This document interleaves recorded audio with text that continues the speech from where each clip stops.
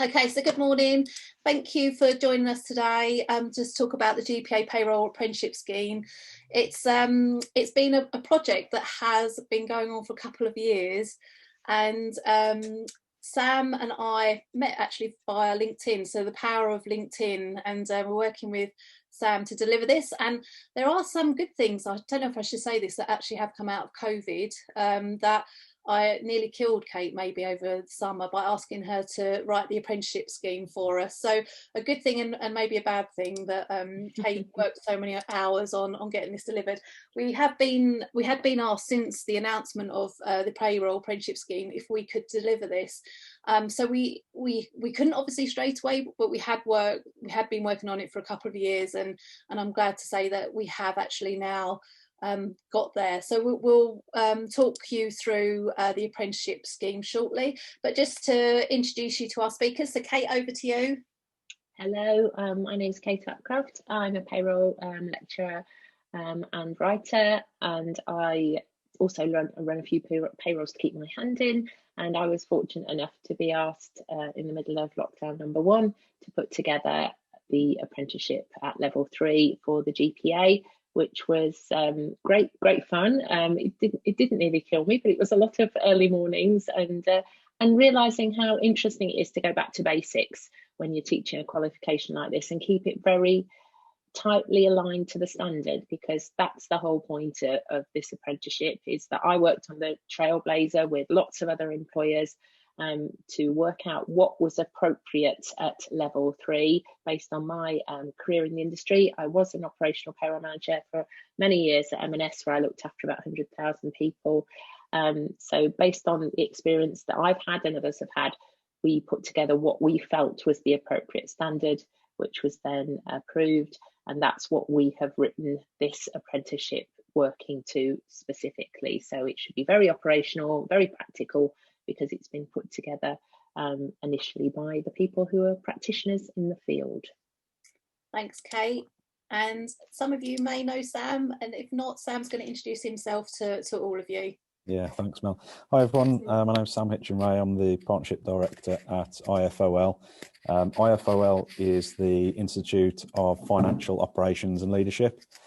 So we focus on training, education, and courses and qualifications for different areas of finance, really, from accounts payable through to accounts receivable, order to cash, and procure to pay. And as Mel kind of mentioned a little bit earlier, we've been doing some work with the GPA to bring to market the GPA's Apprenticeship Programme for payroll as well. So yeah, really exciting times.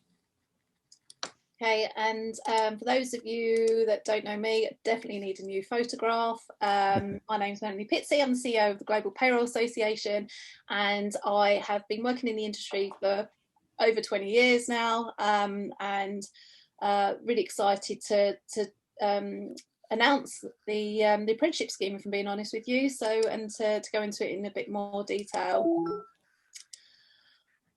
Just to give you a quick overview, of those of you who don't know about the GPA, you won't spend too much time on this because obviously you're here to find out about the apprenticeship scheme.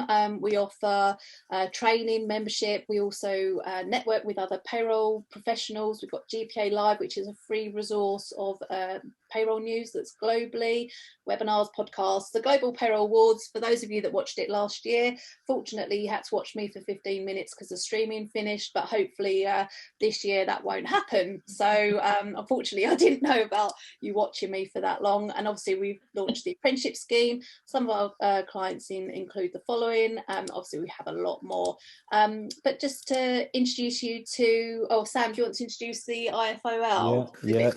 About that. Absolutely. So IFOL, very kind of similar organisation to GPA, but obviously much more geared towards financial operations rather than payroll. And we offer about 13 different online certification and apprenticeship programs that cover, as I mentioned earlier, AP, AR, O2C, and P2P. And obviously now the payroll apprenticeship alongside the GPA as well. Some of the organisations we work with, span across, the UK and predominantly North America as well. And we're just starting to bring in some clients in in Central Europe as well. So those are some of the businesses we work with. And you've got a variety of different apprenticeships that you run as well, don't you? Absolutely. So our apprenticeships, obviously topics-wise, cover the topics I've just mentioned, but from a level perspective, we offer apprenticeships ranging from level 2 right up to level 5. So level, just to give people a bit of perspective, level 2 is roughly about GCSE level or GCSE equivalent, and level 5 is around sort of a foundation or first year foundation degree level. So we cover everything from 2 to up to 5. Thanks then, Sam. Okay, just going to run a quick poll with all of you. Just interested to know who is actually looking to put easier for me to say, who's looking to put an individual through the apprenticeship payroll scheme, or are you just curious about what we're offering today? Just leave it open for a few seconds. So I knew there was going to be a few curious people. Okay, we've just got, if we could try and get 75% of you to vote, so just a couple more if possible. Have this obsession with 75%. Thank you, whoever that was. Right, so we'll just end the poll, and we have, I don't know, can you see the results? Yeah. Yep. So we have a few people that are curious, which is great. As I said, if you have any questions, please ask away while we're all on the webinar today. Just put them in the Q&A box, and we'll answer those. So I'm going to stop sharing this now. Okay. Oh, see, not very good with technology. Let's start again. Okay, so the standard, the Payroll Administrator Level 3 apprenticeship was approved on the 13th of June 2018. That feels like that has gone so quickly, doesn't it? And the apprenticeship is open to everyone, regardless of age and experience. It's a blended learning across online and workplace. Recognised certificates and qualifications. So one of the things that we have come across actually since we have launched this is that there are very different people that are interested in the apprenticeship scheme. I think previously maybe we thought that it would be for the young generation, but actually we have all sorts of different people looking at that. So Sam, in your experience, what sort of people have signed up to the apprenticeship schemes? So it's probably different to what most people expect, as you just kind of alluded to there, Mel. Most people tend to think that apprenticeships are, or associate apprenticeships with people who are 16 to 18, coming out of school, got no experience, and are looking to get that experience as part of a qualification in the workplace. But in reality, apprenticeships have been reformed quite a lot over the last few years, and there's a real big push for apprenticeships to be there, to be used to actually upskill existing staff regardless of age and experience. So what we're seeing quite a lot is that it's not the kind of 16 to 18 year old that's coming into the business that's necessarily the main focus. It's it's someone who's maybe a team leader that wants to progress into the management role, or it's someone who's in a processing role that wants to progress into the team leader. So it's essentially existing team members, regardless again of age and experience, who just want to progress, upskill, and move through the business. So that's really what we're seeing, to be honest with you. And one of our first people that signed up to the apprenticeship scheme, Kate and I had an interesting conversation, didn't we? We were happy to see that actually they were of a slightly older, maybe my age or Kate's age, signing up for the apprenticeship scheme, and they wanted to learn about payroll. So it really is a truly diverse generation of people that are joining. So I think it's really, really good to see. So we've just gone over a bit of the facts, as Sam mentioned. So 46% of apprentices starting in 2018 were people aged between 25, were by people aged 25 and over. Put my teeth back in because I've been talking since 7:30. The age group with the largest increase was by those aged between 35 and 44. The number of starts on Apprenticeship Standards increased by 84,000 between 2017 and 2018. So that's pretty amazing statistics, isn't it, really? And maybe the way forward. Yeah, absolutely. It just definitely kind of reaffirms that more businesses are now using apprenticeships to train their existing workforce, which is brilliant. And obviously with the apprenticeship levy, which I'm sure we'll go into shortly, it's kind of geared up that way to get businesses to use those funds to train their existing staff. It's also very interesting over the last year. We're really seeing on the back of the increased profile that the profession's had in the last year, because it's had to embrace doing furlough claims as well as the day job. Now there is quite a premium on getting good payroll people, and of course, as we've known for years, it's very difficult to get good payroll people. So I think increasingly employers are looking to either, as Sam says, develop their internal resource already, rather than trying to recruit what is an impossibility, or thinking, right, I will bring somebody in with no experience at all and we'll do a proper set of training on the job. Because when I'm out and about teaching, as I used to do once upon a time, the constant refrain was, I would much rather bring somebody in with no payroll experience who was really keen to learn and progress, rather than somebody who says they've got a lot of experience. We spend money recruiting them, and then we find out actually they're maybe very good at talking about what they've done, but their practical ability just isn't there. So actually working with people, taking them through on the job within your organisation, so that you're making sure that they're getting not just the external support and training that we will give, but they're also getting to know the culture of your business and can put it into operation. I think this is the time for apprentices. For the younger age group, we're also going to see a lot of people who will not choose to go to university because they'll have seen the experience of what's happened in the last year. And for £9,000 a year, it's not been a great experience, has it, to come out with £50,000 worth of debt versus an on-the-job training where you're earning a salary as well as getting a qualification. As Sam says, if it's at level 5, which we've also got now, that's just been approved as a standard for payroll, you've got a career progression all the way through to degree level in the workplace without having to go to higher education necessarily anymore. Yeah, that's absolutely right. And to be honest, if you look at a quick snapshot, well, you won't be able to, but I've had a look at a quick snapshot, I should say, of the students that we've enrolled already onto the programme who will be starting in March. And we have people who've enrolled from new recruits to a business who haven't got any experience whatsoever, right the way through to payroll controllers and even a business director who is running their own payroll consultancy. So it just shows that this course is applicable to all levels really, and there's value in it for anyone who wants to get a qualification in payroll.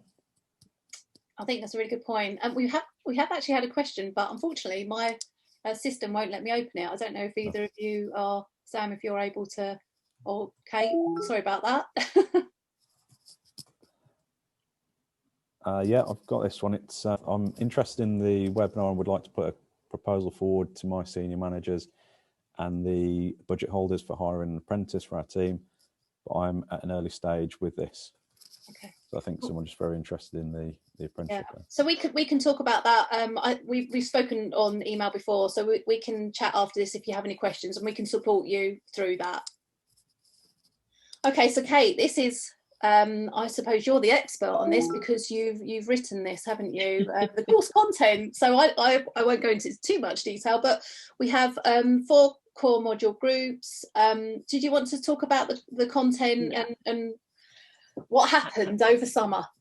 Okay, so as I said, our starting point for creating the qualification was the level 3 standard, because that's what the apprentices will be assessed on at the end, obviously by somebody independent of who they've been trained by, and that's absolutely appropriate, and that's how apprenticeships work. So we then broke the standard down into what we considered were 31 different modules that would support achieving the standard. And perhaps it's appropriate to say what I'm talking about here is thank you very much, is the technical content, not the soft skills. That's fair to say, isn't it, Mel? Which is not thank goodness. We'll go back onto that. Yeah, we'll be talking about that. This is the technical side. So you can see on the slide here, in the darker blue box, we've got Payroll Core first, which these are introductory modules that give an overview of the topics that we then go into more detail with in the payroll technical modules.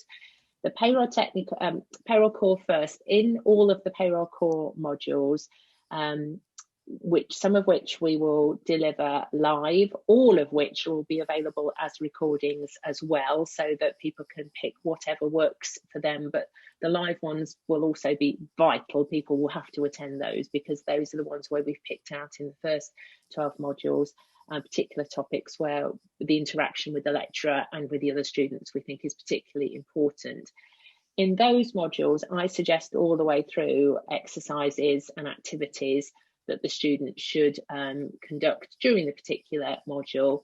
Then when we get on to payroll technical, which then goes back to some of the topics and introduces other topics or breaks them down into more granular detail, like new starters, payroll technical is supported by a workbook, and the workbook we do alongside the modules as well, and therefore people are practicing through actually carrying out calculation exercises, which we then work through when we're doing the module, and we look at the answers and explore why people have got different things. So that workbook begins to build up alongside the exercises they've done in the other modules, the portfolio of knowledge and evidence they will have to support them in their studies.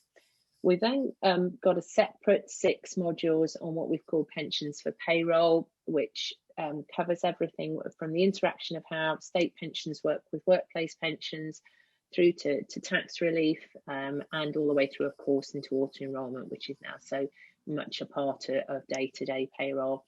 And then we bring all of that together in the last module, which is called regulation and compliance, which focuses on the legislative framework that sits around all the particular topics. Of course, all the way through, we talk about legislation and guidance, but we then bring that all together in the final modules, because there is a lot of focus in the standard on people understanding that everything we do is driven by what the law requires us and allows us to do. So you need to be always able to go back to the source legislation when you're defending what you're doing or explaining to people why you've got this particular answer or you've taken this particular action.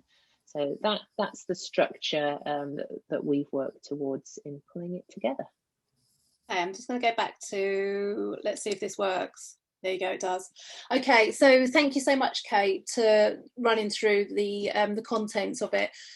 One of the key things that I was very interested or felt important to me was to make sure that everyone is supported. There has been some feedback on some of the delivery of the payroll apprenticeship schemes, and I've felt that there were ways that maybe we could improve the statistics slightly, and so it's important for me to have, for every learner to have a mentor. So Kate is our first mentor, and we do have other people when we get more and more learners who will be their mentors. So it's not just Kate teaching them, she's there to support them through this process. And as Kate mentioned, there will be online courses and also virtual ones, sort of face-to-face, well, obviously not face-to-face, unfortunately, but you know, virtually. So each learner is assigned a mentor. We will also be assessing them, so we have an assessment tool so that we can see where each learner is. It's not to fail them straight away, but just to have an understanding of what knowledge do they have of payroll. If they don't have any knowledge, that's fantastic. If they have a bit of knowledge, then that's great for us to know. And they will be assessed with the GPA assessment tool during the whole learning journey with us. And each mentor will have access to see where their learner is in their knowledge and actually if they're actually learning things,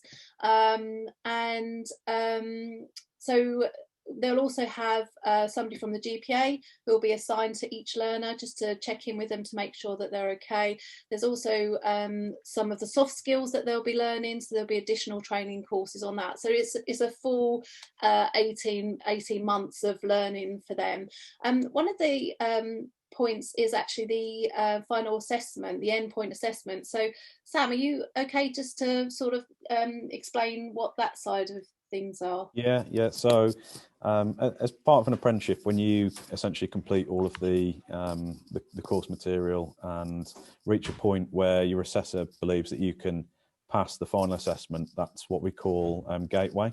So you get to this point where you get put forward by your coach or your assessor to an external organisation, and in this case, our endpoint assessment organisation, I believe, is going to be the Institute for Certified Bookkeepers, and they will come in and do an external assessment of your knowledge, skills, and behaviours, and it may include things like getting you to do a written piece of work, or it may be an observation of you at work, or it may be getting you to do a presentation or answer a set number of questions, for instance. And it's really just to assess and be assured that you have learned everything that you meant to as part of the Apprenticeship Standard. So it is a rigorous process, but it's actually a good thing, because it means that, you know, when you do pass the endpoint assessment, you truly have, you know, achieved a worthy kind of qualification in payroll. So that's really how the EPA works and kind of fits together. Right, thank you, Sam. Right, let me just move on.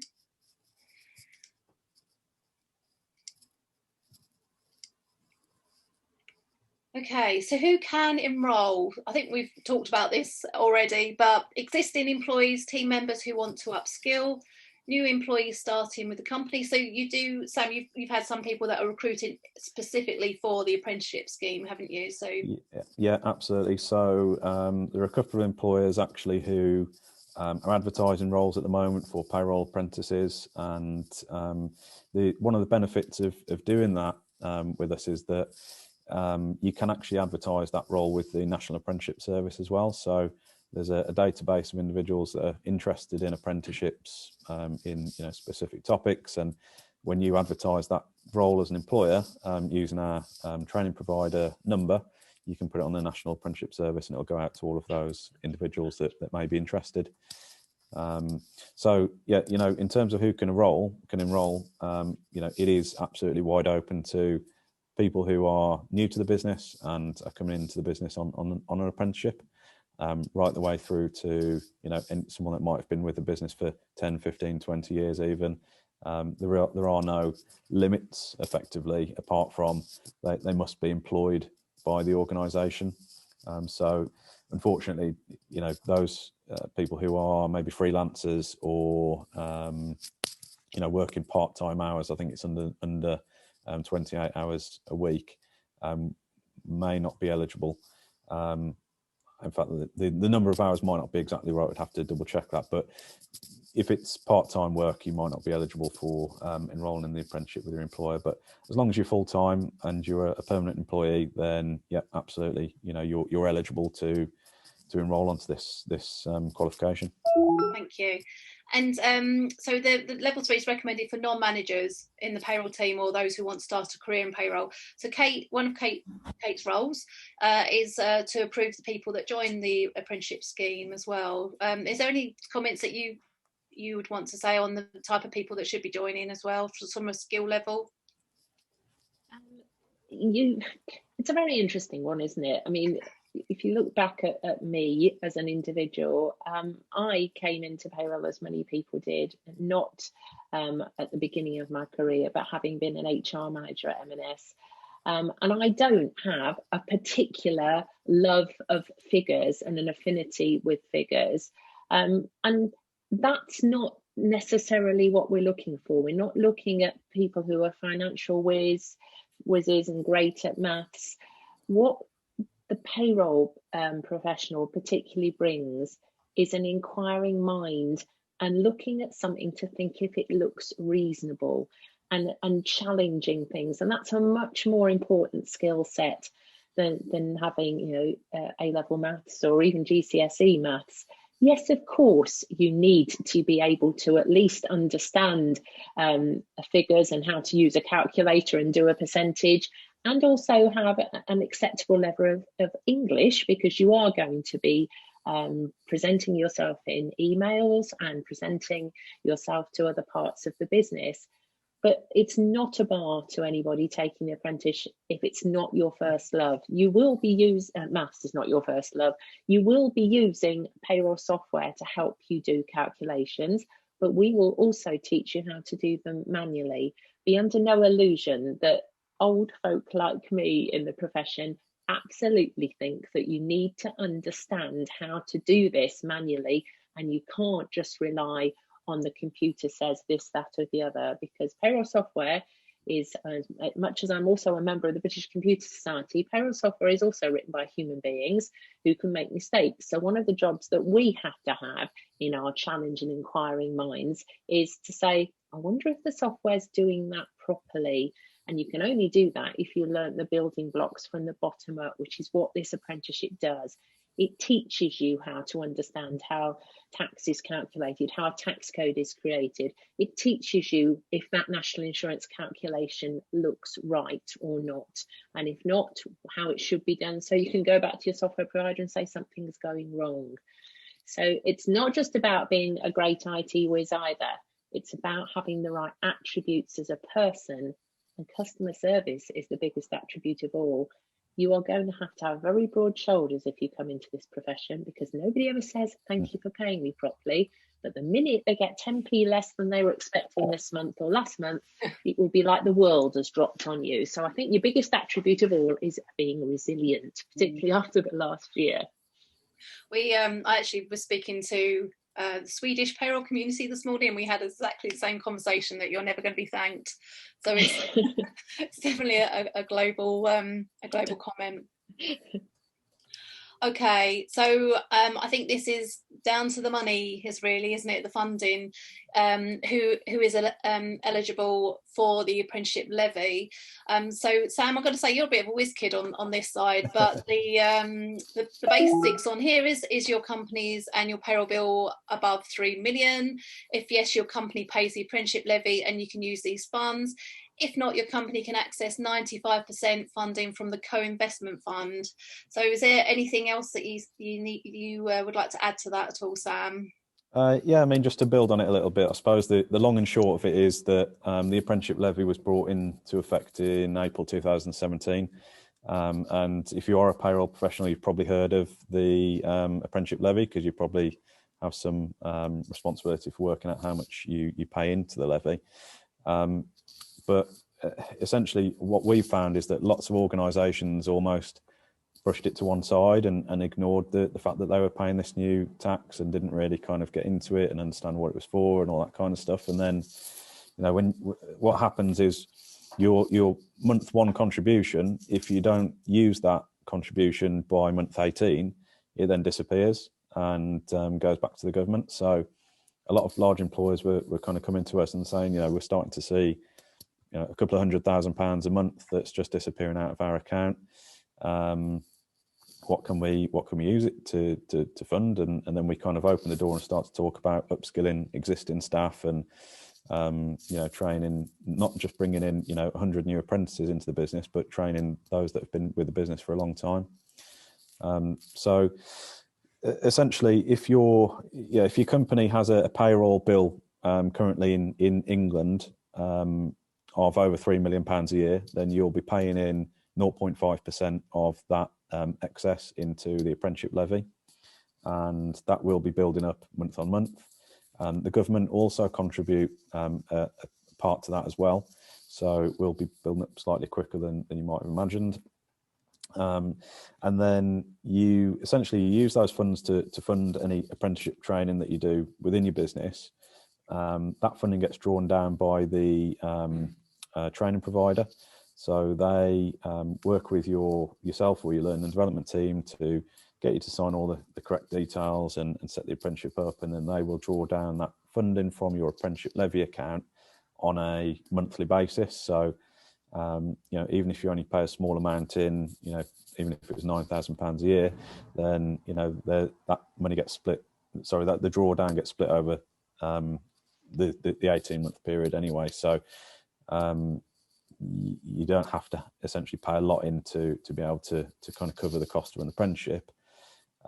But then what actually happens is if your company runs out of funds in the apprenticeship levy, then you kind of defer onto what's called the co-investment fund, which is a government fund, and it's predominantly made up of the cash that I was talking about earlier that gets paid, that gets given back to the government when it doesn't get used for apprenticeship training, and it gets recycled into the co-investment fund. So any companies that don't have that £3 million payroll bill, a smaller, an SME type organisation, or those companies that train a lot of people on apprenticeships and run out of their funds in the apprenticeship levy, you defer onto the co-investment fund, where 95% of the funding is guaranteed from the co-investment fund, and then the other 5% is paid and needs to be paid by your organisation. So, in my book, looking at a £9,000 qualification such as this, only having to pay £450 for an 18-month programme is incredible value, and something I think you just can't miss out on, really. There's no guarantees that funding is going to be there forever, so it's a good idea to kind of act sooner rather than later, I suppose. Yeah. Can I ask a question? Because you mentioned the crucial word England there. Yes. What happens if there are people listening in with people working in the other 3 parts of the United Kingdom? Yeah, good question. So, unfortunately, the apprenticeship levy and the co-investment fund isn't applicable in Wales, Scotland, or Ireland. I'm not saying that apprenticeships aren't available there, because they definitely are, and organisations can enrol their members of staff into apprenticeships, but they would have to cover the entire cost themselves, or I should say investment really themselves. So yeah, unfortunately, apprenticeship levy only is applicable in England. However, you may have a business registered in Wales, and your employees might actually spend more of their time, more than half of their time in England, which means that they would be eligible for funding.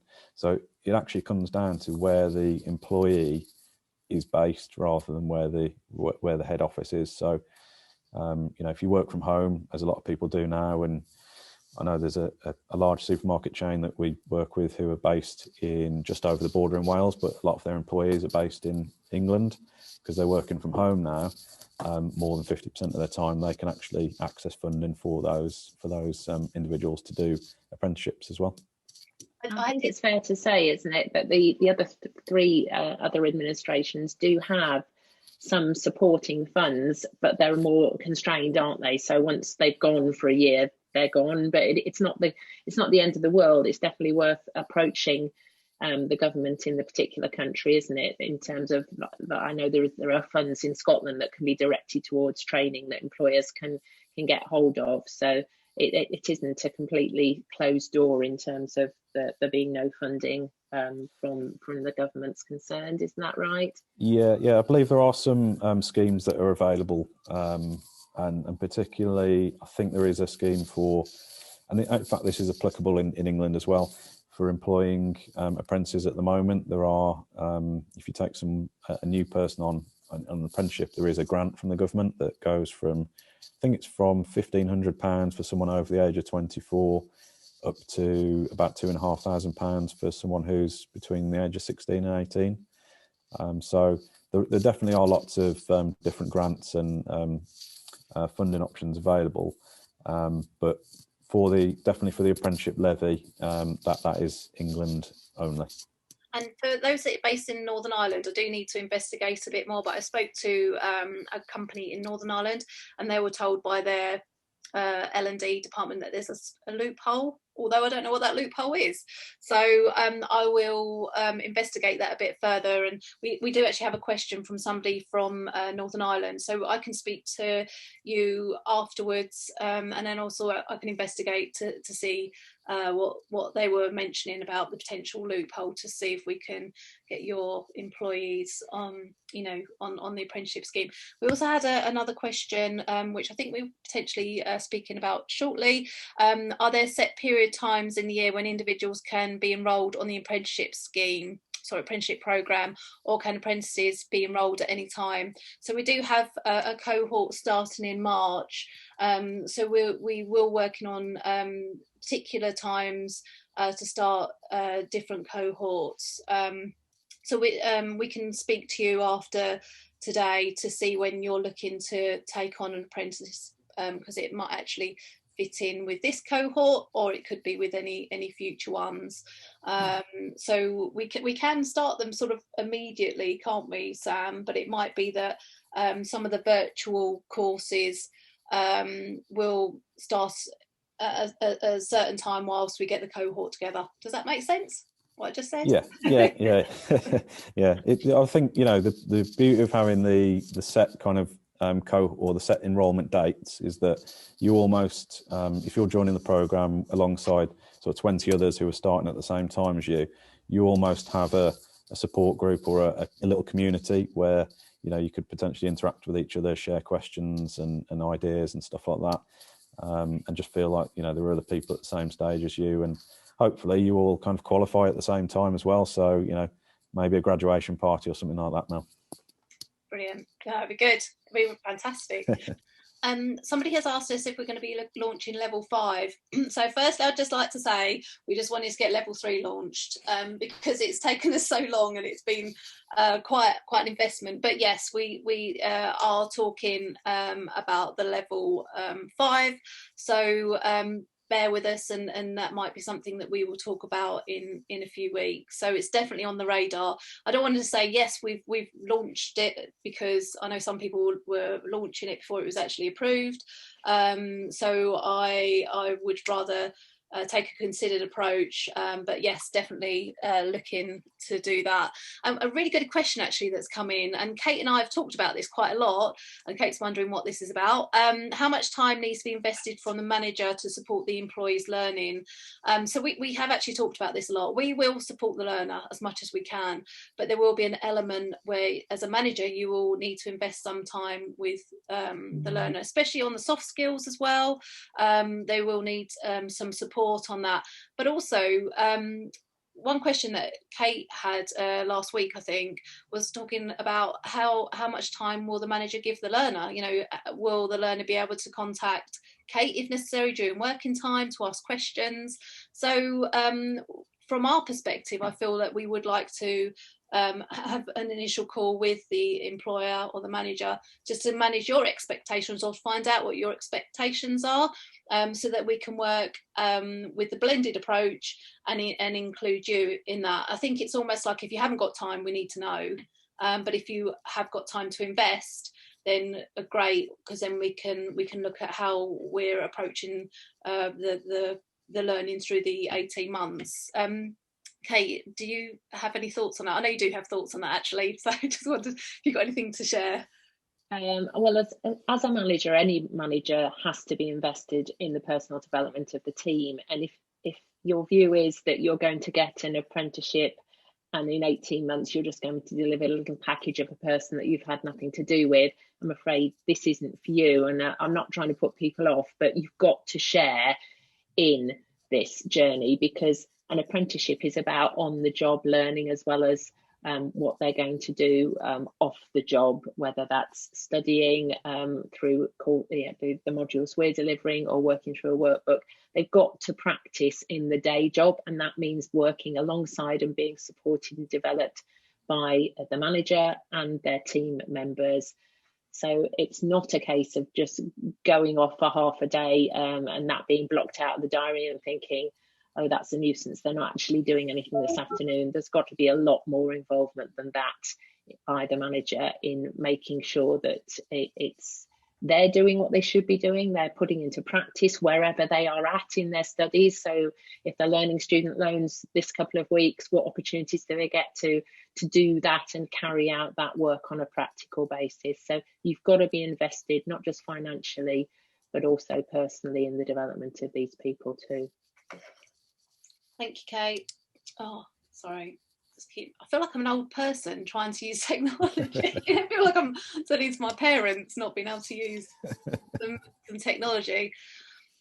So the next steps, I hope this is okay to say that it can be quite a painful process to, oh, there you go. It can be quite a painful process to sign up, to get an apprentice to sign up for this. And one of the great things that the company that we're working with, they're going to try and take that pain away, and to make it easier to sign up. So first steps are talk to myself or Sam about your requirements, and then we will engage with your team, your L&D, or whether it's yourself or the HR team, and we will try and take the pain out of onboarding your team. So Sam has been doing this for a very long time now, and I think you've got it pretty wrapped up, haven't you, on signing people up? Yeah, I think you know, you're right. That's a good description. We've really refined the process on the onboarding of people for this apprenticeship, to be honest. So it is a lot more straightforward than what you might find with lots of other training providers. It's a streamlined process, which basically includes you getting the interest or the approval from your organisation. We collect some information from you, and then we arrange a date to do a sign up through Zoom, where we complete your application form to actually enrol on the apprenticeship. And at that point, you know, that's pretty much it done from your side, and you know, we would take care of the rest, set up the funding, and give you your kind of start date, give you access to your materials and stuff like that. So we have kind of looked at the kind of usual process for people signing up for apprenticeships and really streamlined it, keeping all the important parts there, but making it a lot more simple for people to get enrolled on this apprenticeship program. Right, that's good to hear. So we've got another question actually. So, and it's one maybe that I didn't go into enough detail. Are the exercises and workbooks online, or are they a download? So for each individual learner, they will have access to the GPA Apprenticeship portal. So everything will be in one place. They'll also have access to the GPA Network app if they prefer looking at stuff on an app. But also they'll have access to a forum that is just for the apprenticeship scheme. So other apprentices can talk to each other, share ideas, and it will be throughout the whole cohort. All recordings of the training that Kate is doing will be recorded and available on the individual's portal. We can monitor the working that they're doing. That makes sense. So all the work that they've done, they can add as a diary note. They can have all of their material on this portal, and they can also download it. So whatever they find an easy way to keep note of everything that they're doing. And also the assessment tool, there'll be a link to that on their portal as well. So they will have their own individual place to go in and look for all the material. There'll also be other learning material as well, you know, alerts that are coming through for the UK. So if anybody would like to have a demo of that, I'm more than happy to arrange that for next week, and we can show you what that actually looks like. So I hope that answers your question. And we've got another one. Is 20% of the job training included in this apprenticeship? Don't know what that means. Do you know what that means?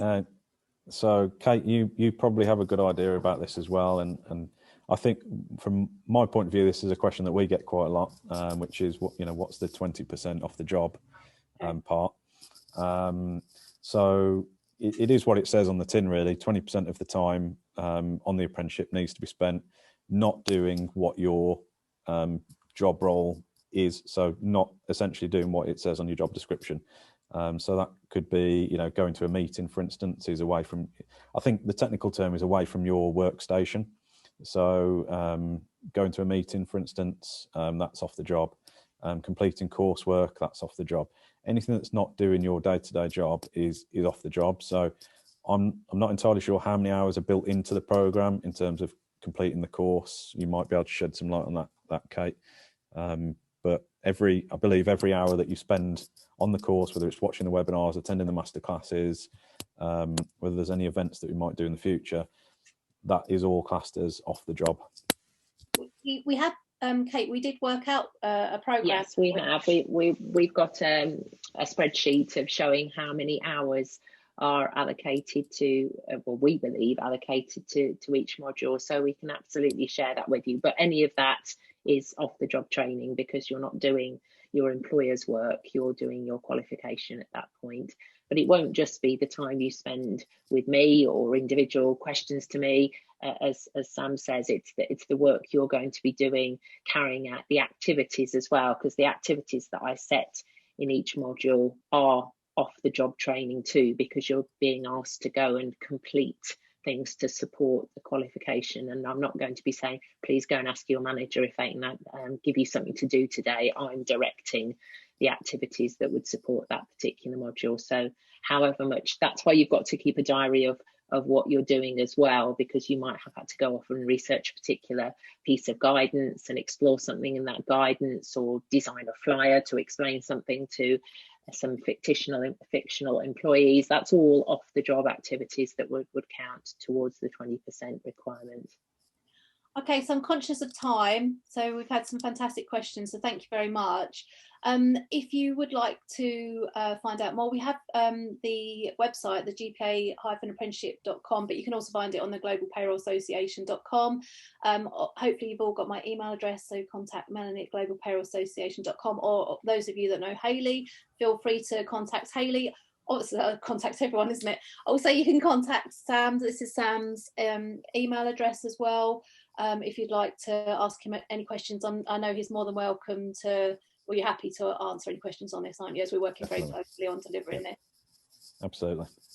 And those of you that know Kate, I know Kate's already spoken to a few people about that. So, Kate, you're okay if people want to ask you some questions, aren't you? Yeah, absolutely.